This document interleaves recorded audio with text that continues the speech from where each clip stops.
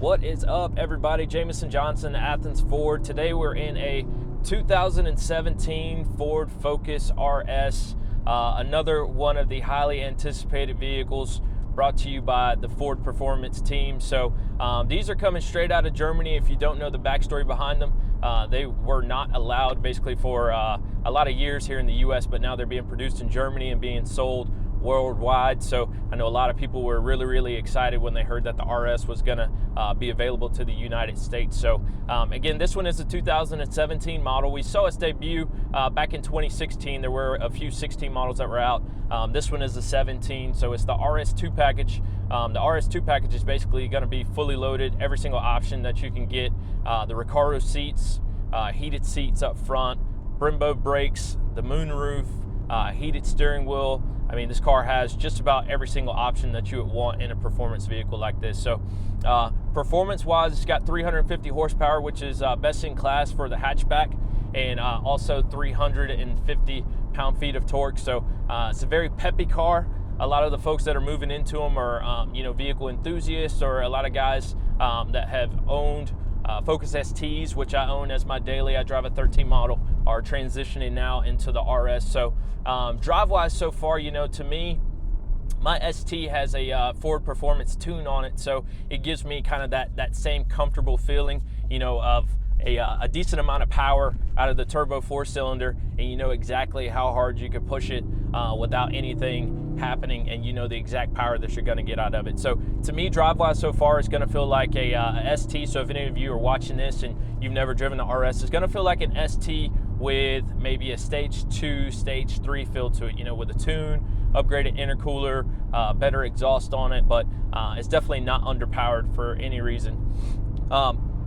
More with the hype behind the car, I mean, it's all-wheel drive platform from Ford. It's got dynamic torque vectoring, which if you don't know what that is, basically when you're driving the car, the vehicle is going to be able to distribute the power differently. So it'll be able to distribute the power to the front wheels, to the rear wheels, and also from left to right. So if you're going into a corner, that's going to help you with the understeer, so you'll still be able to give it full power through the corners without losing traction there. And again, that's through a torque vectoring system. So the vehicle is going to be able to send 70% of the overall power to the rear wheels, and then from there, there's a module set up with electronic clutches that could then send 100% of that power to either the right wheel or the left wheel, depending on which wheel the vehicle feels needs the most power, based on obviously which way you're taking a curve, whether it be left or right. So a few different drive modes on here as well, which is pretty cool. There's a normal mode.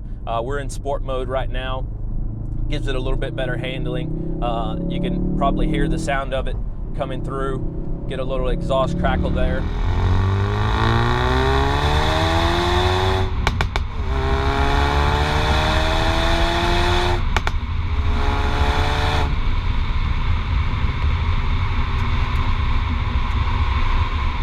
Which I love. There's also a track mode, obviously track only. It'll take the traction control completely off. And then also a drift mode, which a buddy of mine and we were talking about this earlier. We were like, how did Ford get away with putting a drift mode in one of their 4-cylinder hatchbacks? So I don't know the full story behind it, but hats off to Ford for being able to pull that off. I guess they're just hoping that anybody that owns a car would would use it in a smart way and obviously be safe when you're trying it out. So again, you can go through, there's a button right here right beside the shift knob, and you're going to be able to push it and go through all of the different drive settings, whether it be sport, the drift mode, track mode, or normal mode. Heated steering wheel. The steering wheel is awesome as well. It's going to be leather wrapped, has a slight perforation on the outside sections here, and also a flat bottom, so really nice feel, obviously, that you want in a sports vehicle. Exterior wise, part of the thing that I love about this car is the grille up front.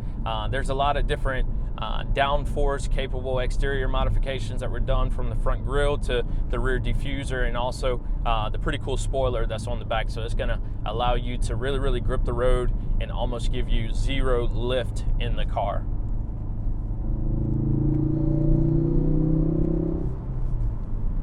So again, definitely a lot of power.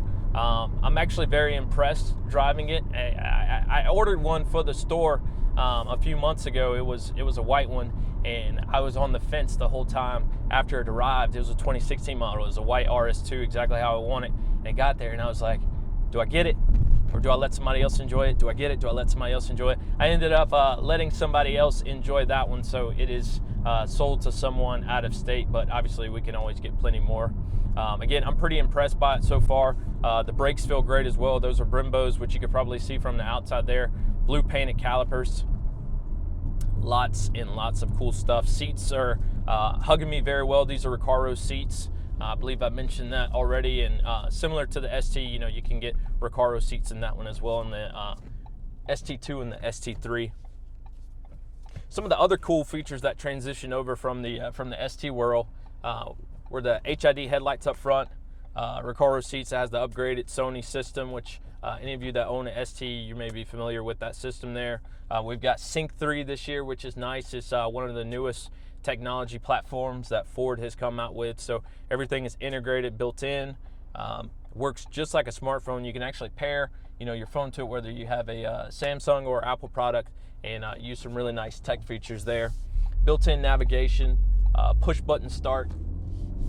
The only thing so far that I've seen on this vehicle that I would like for it to have next time is the Secura code. And if you're unfamiliar with the Secura code, that's basically the 5-digit code that you can put in from the outside of the vehicle to be able to get into the inside. So I know it's a very small feature, but to me on this car, I definitely feel like it would have been you know, a little bit better as far as ease of getting in and out of it there from the outside. I mean, you can get the Secura code on an SE Escape, so you know, why wasn't it put on the RS? But other than that, like I said, I'm very impressed with this vehicle. The dual exhaust sounds great.